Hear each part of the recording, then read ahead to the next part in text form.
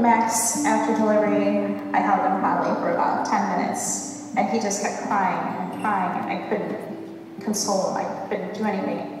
They took him to the nursery, and probably about a half hour, an hour after that, they came in and told me, your son's Max, Herrick, right? Well, he's very sick, and we need to rush him, get him to Children's Memorial right away, or he will die. And then he was in the neonatal intensive care unit. And they told us that he was going to have a major reconstructive heart surgery at just a matter of, well, 3 days later. We had to switch gears from being just happy parents and glad that we finally met him and be involved in his life to now what are we going to do to be able to make sure that we can help save his life.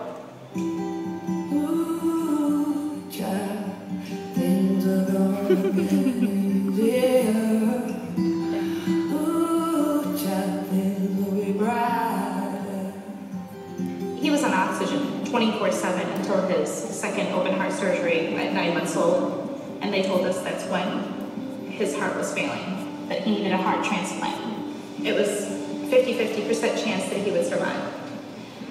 He had a lot more complications going on inside than we even knew about. He actually developed cancer from the anti-rejection medication that he has to take. And the cancer, was in his esophagus, it was in his stomach, it was in his rectum, and also it spread to his lungs. He just was disintegrating right before our eyes.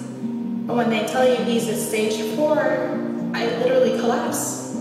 Because how is he gonna fight this and rejecting his heart? And you're looking at this little human being, you're just looking at you like, fix me. Seeing a child have to go through this was just gut-wrenching. For the first 7 months of his life, Ronald McDonald House was the place we stayed, and the hospital was our home, and that only home that Max knew. Without the support from the house, we wouldn't have been able to function as a family and deal with the crisis. They've just played an integral part in the behind-the-scenes things that a lot of times people don't think about, because your focus is always on your sick child and what you're going to do to support them, and yet any disease hits the entire family. Currently, we can house 21 families a night, and really that's not enough. Just yesterday alone, I had to turn 12 families away. The new Ronald McDonald House near Herrick Children's will be the largest in the world, serving 86 families a night. To be able to provide shelter and food and some activity and really some relaxation in their most hectic times is really going to be so helpful.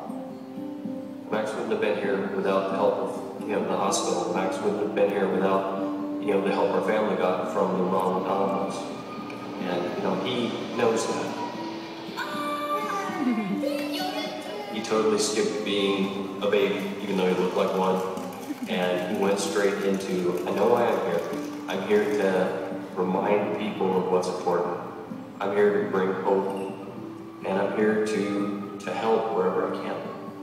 I wish I never had to go to the hospital. That would be cool. That would be awesome. Then I would stay with Talent and you and my family all day. That's right, that would be awesome.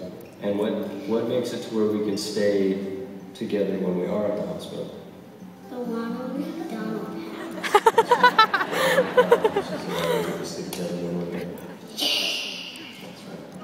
There you go, buddy.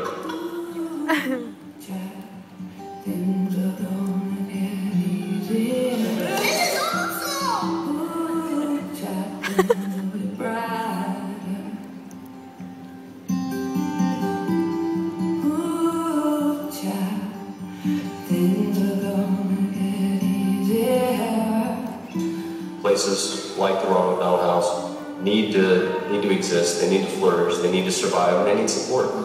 Thank you, Ronald McDonald.